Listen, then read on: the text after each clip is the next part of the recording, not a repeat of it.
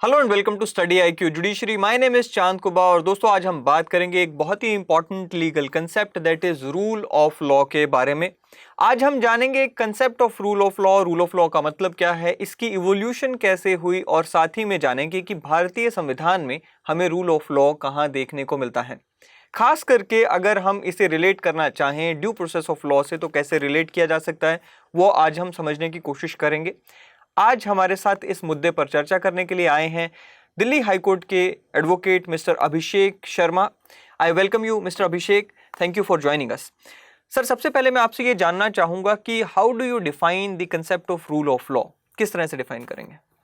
Rule of law is a legal philosophy where everybody, let it be the one who has legislated the law, let it be the one who executes the law or who decides the law, means judges, and the subject people, which are the forefront.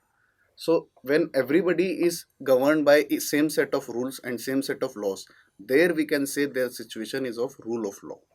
Okay, so rule of law को आपने बहुत ही simple situation में समझाया कि जहां पर तीनों sets, चाहे वो एग्जीक्यूटिव है, लेजिस्लेचर या फिर जुडिशरी, तीनों एक ही कानून से गवर्न होते हों, बराबर हों।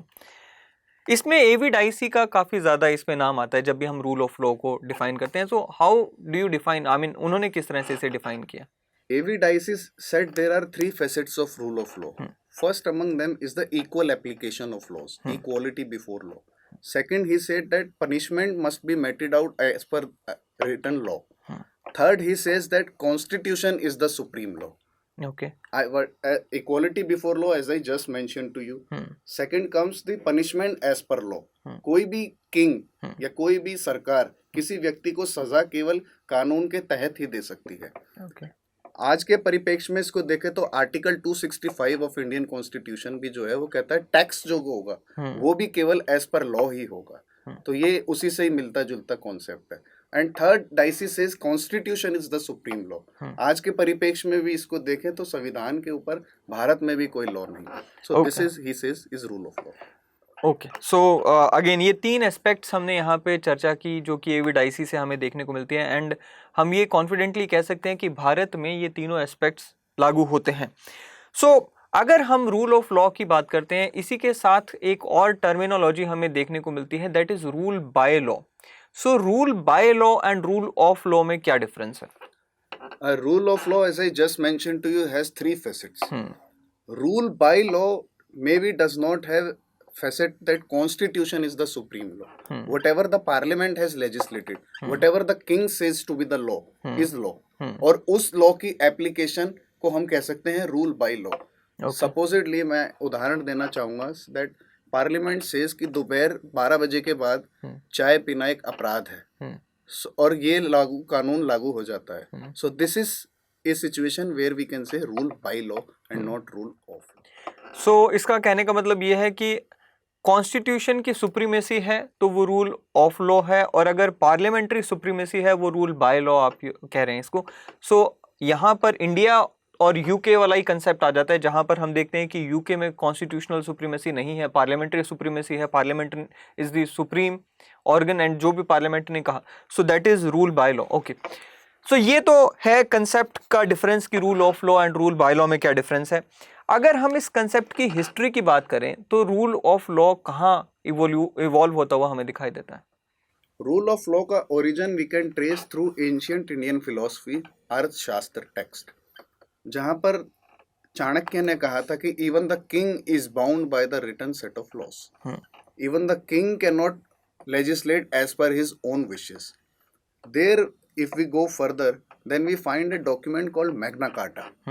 In 13th century, it was written in England, where the king was even bound by a certain set of laws. आज के परिप्रेक्ष्य में हम देखते हैं तो संविधान जो हमारा डॉक्यूमेंट है, जो एक प्रोसेस आई है कॉन्स्टिट्यूशनलिज्म, ये जो as of enlightenment 17th century से आई है, उसके तहत we see that the today's world has evolved through this process called constitutionalism. Okay, so ये आपने बताया कि किस तरह से इवॉल्व होता है रूल ऑफ लॉ। कॉन्स्टिट्यूशनलिज्म से ही मुझे यहाँ पे कंसेप्ट का जो याद आती है वो ये कि अगर हम कॉन्स्टिट्यूशनलिज्म की बात करें तो क्या कॉन्स्टिट्यूशनलिज्म को हम एज अ सिनोनिमस देख सकते हैं रूल ऑफ लॉ के? कॉन्स्टिट्यूशनलिज्म और कॉन्स्टिट्यूशनलिज्म और rule of law, they are also different.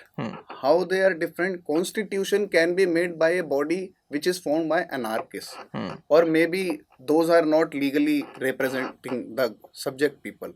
So if they form the law without the philosophy of constitution, तो वो जो स्थिति होगी वो रूल ऑफ लॉ की शायद ना हो. Supposedly, I want to give you an example कि जैसे एक मुल्क में हमने देखा कि एक गुरिल्ला वॉरफेयर ने सत्ता हासिल कर ली. अब वो जो कानून को फॉर्मेशन करते हैं to bind even that government, that may be constitution for that country, particular country, but that is not constitutionalism. Okay. So the ism is different from constitution, and this is how constitutionalism and rule of law are different. Okay.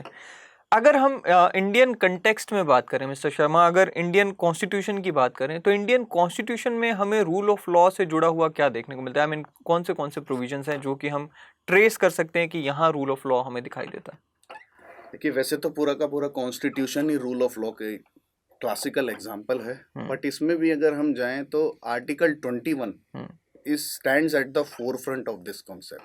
Article 21 grants you the right of life and liberty as except according to the procedure established by law. इसके तहत जो हमने पहला litigation देखी थी वो थी A.K. गोपालन versus state of Madras in 1950 only. There the Supreme Court said that procedure established by law, it is called procedural due process. मैं आपको बताना चाहूंगा कि आर्टिकल 21 को ड्राफ्ट करते समय we had our constitutional fathers had specifically rejected due process clause, and they had inculcated procedure established by law as per Japanese constitution. So the procedure established by law is procedural due process. Supreme Court said in A.K. Gopalan that Article 14, which gives you right to equality and equality before law, Article 19 which grants you certain liberties, and Article 21, they all are disjunctive. ये तीनों अलग अलग हैं, तीनों को एक साथ नहीं पढ़ा जा सकता और किसी व्यक्ति की लाइफ जो है वो छीनी जा सकती है except according to the procedure establish by law. So अगर कोई लॉ है जो कि व्यक्ति की लाइफ या लिबर्टी पर कर्टेल करता है तो that was held to be valid. Okay.